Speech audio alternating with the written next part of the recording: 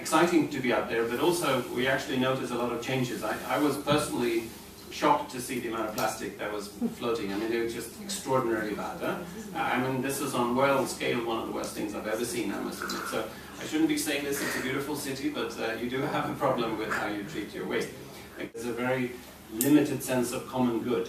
A lot of people have a sense of, you know, they're in it for themselves and their family and their friends, but they don't see their responsibility to society. Now, I come from the complete extreme up in Sweden, where, you know, we actually believe in socialism and we believe in everyone taking collective responsibility.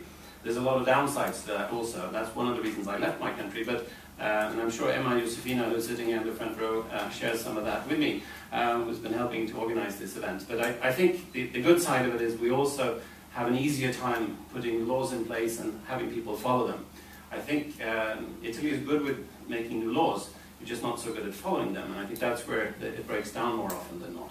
So from my perspective, I think a lot of it has to do with changing attitudes and behaviors, rather than perhaps changing the laws or even enforcement. Often, you know, scaring people isn't necessarily the only way to go. Although I must say, I visited Naples here a number of years ago, and I remember traffic being one of the more scary experiences I ever experienced.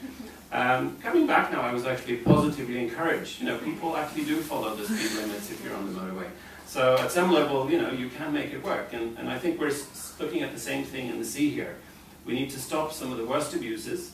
We can't stop people using the ocean. We don't want to stop people using the ocean. We want them to love the ocean and to share in its wealth and benefits.